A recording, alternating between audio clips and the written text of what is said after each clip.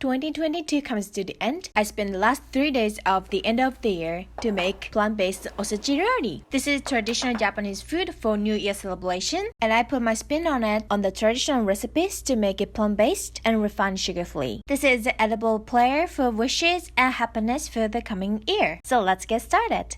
So every year, I start with preparing kuromame, which is similar to black soybean dish because it takes the longest to cook. So I'm gonna rinse the black soybeans and drain well. Transfer them to the pot and add plenty of water. I'm gonna soak them with the baking soda. Baking soda helps tenderize the beans and cook them faster. So let's proceed to soak more dried foods, which is the shiitake mushrooms. This particular type of shiitake called the donko. They're smaller because they're harvested before the umbrella fully bloom, but they have a thicker and meaty texture which is full of flavor. I'm gonna wipe off any dust if there's some and soak them in plenty of water. I'm gonna place the paper on top to help them soak fully. Also, let's soak the kombu. This is going to the basic flavor for all the dishes I create tomorrow. I'm going to use this pitcher to soak the kombu kelp. I need to use all the containers I have in my kitchen to create osechi. So this year, I'm thinking creating something new that I didn't make last year, which involves these aburage, which is fried tofu pouches. These are deep fried, thinly sliced tofu. To prepare the aburage, you have to start with boiling them to get the excess old oil from the aburage from the frying, so they are ready to adapt the new flavor I'm gonna add. I'm cooking from frozen and cook for a few minutes and drain well. I even rinse under the running water. Gently squeeze out the excess water, and today I'm going to open up this pocket and create a big flat square. You'll see why I'm doing this later. So for the seasonings, in the measuring cup, I'm combining water, sake, mirin, and soy sauce, and also the maple syrup. Mix well and transfer to a saucepan along with cooked aburage. I'm going to let it simmer slowly. Since I've got just enough amount of liquid to season the aburage, I'm going to plus them to submerge and cover the surface with parchment paper so that aburage gonna soak up all the flavorful liquid. Next, I'm going to make Nari Tazukuri. The authentic traditional Tazukuri is made with dried sardines, fully coated with candied grapes. They're so crunchy and sweet, so let's replicate them with a bunch of nuts. Use any nuts and seed your choice. So let's start with toasting them in the dry skillet and let them cool. While they are cooling, I'm going to make the grapes. In the same skillet, I'm going to add soy sauce, mirin, and maple syrup. Let the mixture cook until bubbly and thick and put the nuts back into the skillet. Mix around to coat the nuts with the glaze and transfer to the parchment paper. I'm going to let them cool completely. So the last task of the day is cut out all the colorful veggies into the festive shapes. Because we're not making the regular meals, this is a special meal, some dedications are required. So I've got lots of colorful veggies and also these vegetable cutters of plants that commonly used for Japanese cooking and garnishes. I'm starting with this yellow carrot. Cut them in half-inch thick rounds. When you're picking out the carrots, make sure to pick the ones thick enough. This is the shape of plum blossom. It looks cute as is, but we can make it cuter. Give the cut between the petals to the center and slice off the petals just like this. Let's do the same thing for all the 5 petals. This gives a great dimension to the flower. Next, let's use this cutter. This is the shape of chrysanthemum flower. I'm using this purple carrot with the yellow center. This looks so cute with all the colors. But let's carve the petals like we did for the plum flower. Cut between the petals to the center and slice off half the petals. It's very small, so be careful. It seems like a lot of work, but it's really not. Slice off the petal like this, and you get pretty chrysanthemum flower. Next, I'm going to use a watermelon radish. This one has bright pink interior, and the same as carrot, I'm going to cut out plum blossoms just like this. Also, I'm using green exterior part to cut out pine tree shape. Next, I'm going to use this vegetable cutter. This is a bamboo shape, and cut out this broccoli stem. Next, I'm going to carve radishes, cut off the top and the bottom. And I'm going to give a decorative designs. These represent mari, which is Japanese Asian balls used to play the games, and it has a pretty design on the surface.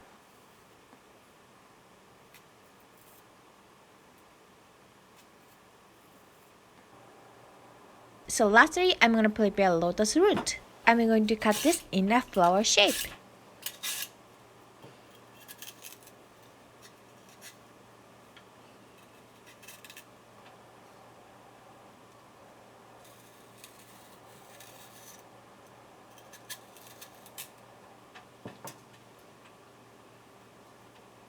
This is progress of the day. These are radishes cut into like Asian Japanese bowl shape.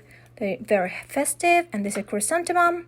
This is a plum flower. These are made from watermelon radishes. This is a lotus root in flower shapes. This is broccoli cut into bamboo. These are tree shapes. These are plum flower. This is chrysanthemum. These are made from carrots. So welcome to the day 2. This is the most intensive cooking day. First, I'm going to check the black soybeans. They look so plump and looks very good. I'm going to start cooking them because it takes 4 to 5 hours. I'm going to add coconut sugar and mirin. I'm going to let it gently simmer until beans are tender.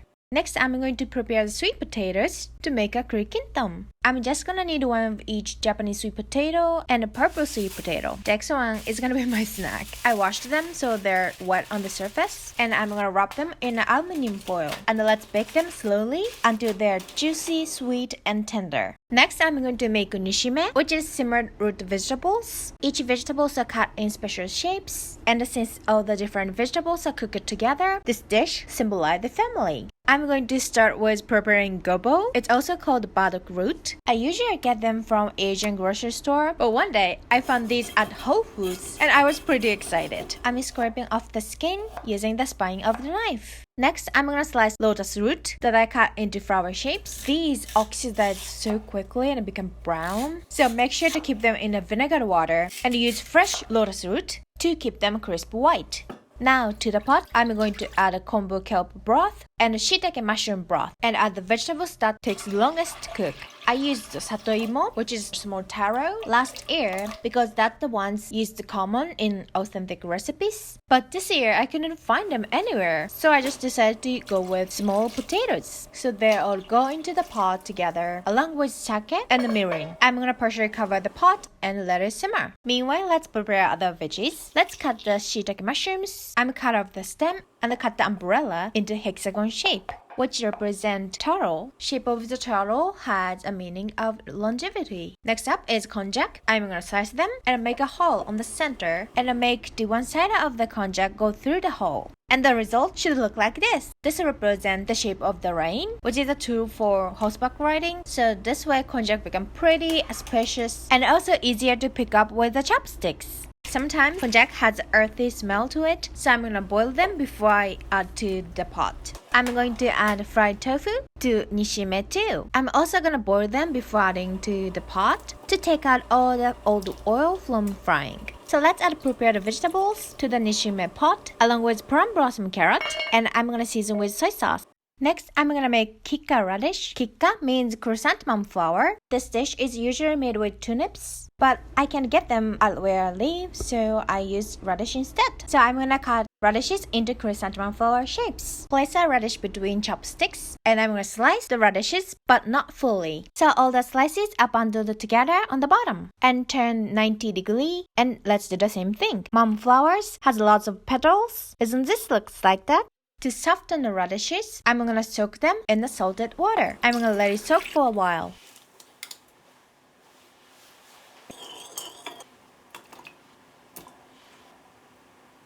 Once they become soft and tender, I'm gonna squeeze out the excess water and transfer them into a sealing bag. I'm gonna pickle them in this bag. For the brine, I'm gonna mix rice vinegar, maple syrup, salt, a piece of kombu, and the red pepper flakes.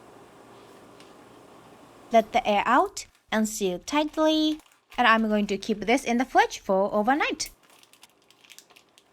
Next, I'm going to make shichifuku namasu, which means 7 lakh salad. Namasu means vinegar pickle, and I'm going to use 7-ish kind of ingredients to make it a 7 lakh salad. First, I'm going to boil thin konjac strips. I'm using leftover from nishime. And to the pan, I'm going to add shiitake broth, sake, sliced shiitake. This is also the leftover from nishime. And the aburage. These are little cut out pieces from the aburage I cooked yesterday. Cover with a lid and cook over medium heat. And I'm gonna stir in soy sauce. Next, I'm gonna prepare raw vegetables. Peel the skin of the daikon. And this year, I decided to use mandarin to cut the veggies into thin strips. So I julienne daikon, carrot, and watermelon radish.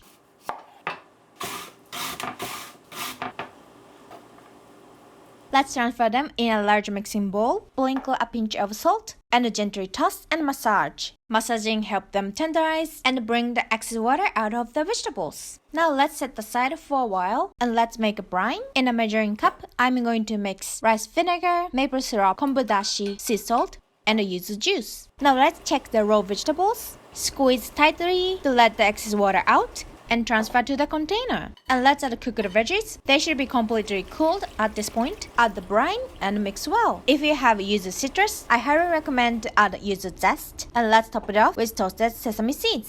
Next, let's make pink renkon flour pickle. Renkon means lotus root. So last year I did the same recipe with solid pink color, but this year let's make pink on the outside and white in the inside.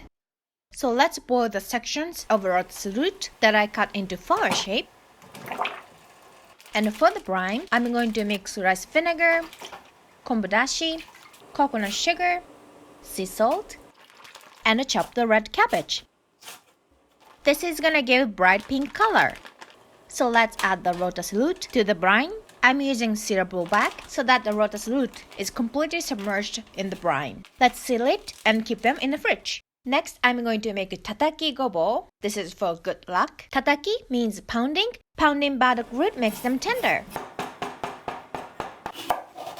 I'm gonna cook gobo in the sake until crisp tender. To make the sauce, I'm going to use Japanese mortar and pestle. To this, I'm going to add toasted sesame seeds and grind them. And I'm gonna add rice vinegar, soy sauce, and coconut sugar. Let's toss gobo with sesame sauce. This is simple yet satisfying crunchy dish. Next, I'm gonna finish up the kurikintang. I love to enjoy the sweet potatoes with skin, but for this recipe, I want them to be bright yellow, so let's remove the skin. Transfer the flesh of the sweet potato to a blender and add a mirin and dash of turmeric. Let's blend it until smooth and creamy and transfer to a skillet and cook the mixture to thicken and cook off the alcohol from the mirin. Let's do the same thing to the purple sweet potatoes, but to this I'm not gonna add turmeric and make it purple, and I'm gonna let both cool completely. Next, let's pickle the watermelon radishes that I cut into flower shapes yesterday. For the brine, I'm gonna mix rice vinegar, kombu dashi, maple syrup, and sea salt, and it's ready to go. The last task of the day is prepare kabocha squash. I'm gonna use this tomorrow. If you wanna know tips and tricks to cut the kabocha squash, I have a video right here, so please check that out. In the pan, I'm going to add water and cut and peel the kabocha squash and a sprinkle of sea salt. I'm gonna cover and let simmer until they become soft. I'm gonna pack this up and clean up and let's call it a day.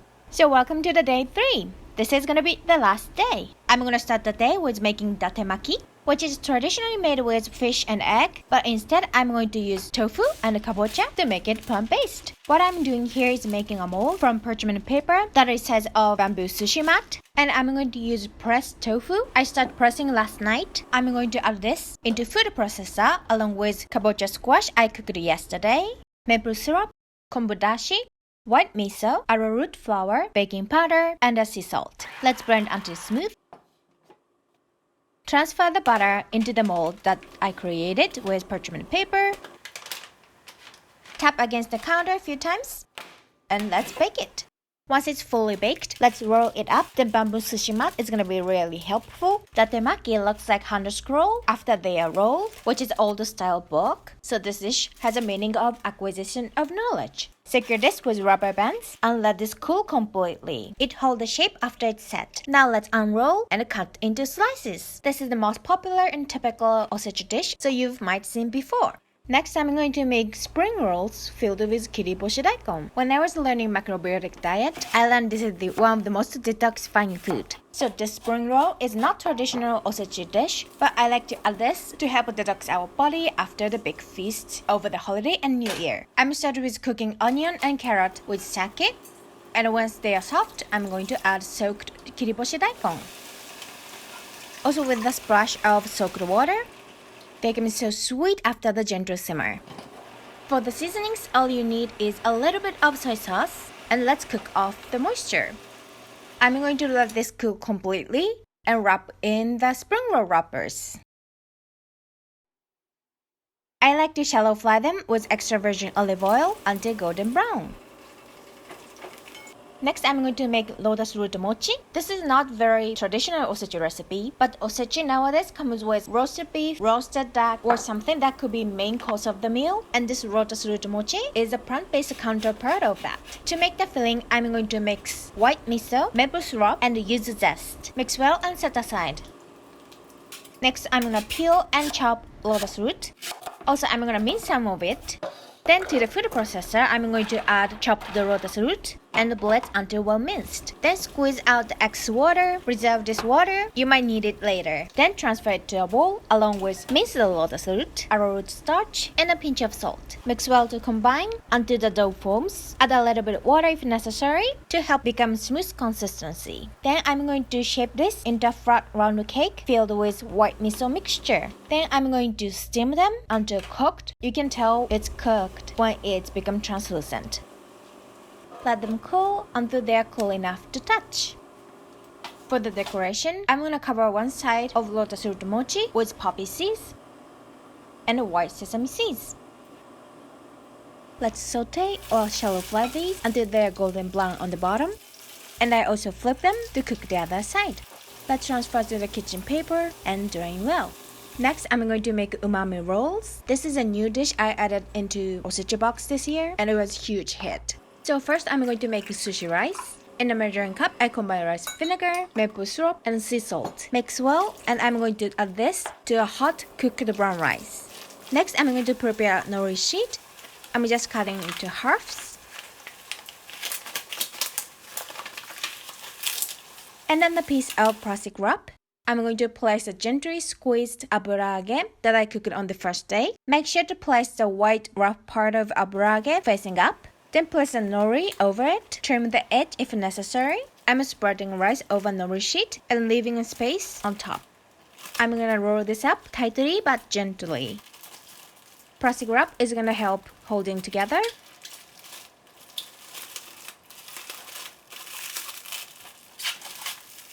And let's set this aside while I'm working other rolls.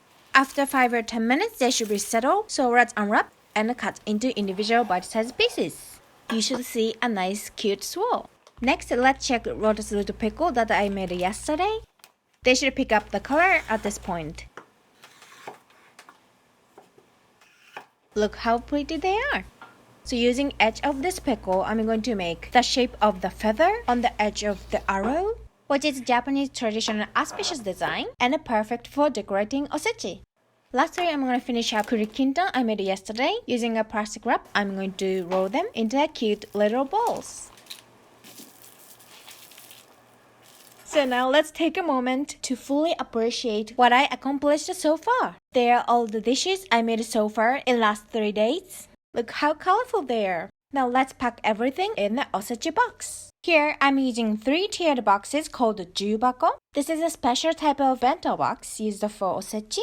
So let's start with packing the first tier. All the small traditional celebratory dishes goes this tier. They are like appetizers. So I put datemaki, tataki gobo, tazukuri, kurikintan, Kika Relishes. I decorated them all the veggies I curved and also the cooked snow peas. And also the kuromame. So the second tier, all the pickles and the main course of the meal, usually fish or meat, go to this tier. But for my plant-based osechi, I packed kiriboshi spring rolls, lotus root mochi, lotus root flour pickle, umami rolls, and the shichifuku namasu. So the third tier is entirely for nishime. This tier is for celebrating the harvest from the mountain. So my 3-tiered plant-based Osechi Ryori is fully packed and ready to be enjoyed. So now, I'm ready for 2023. I hope you enjoyed this video. If you like this video, please give a like and subscribe. Thank you so much for watching and see you in the next one. Bye!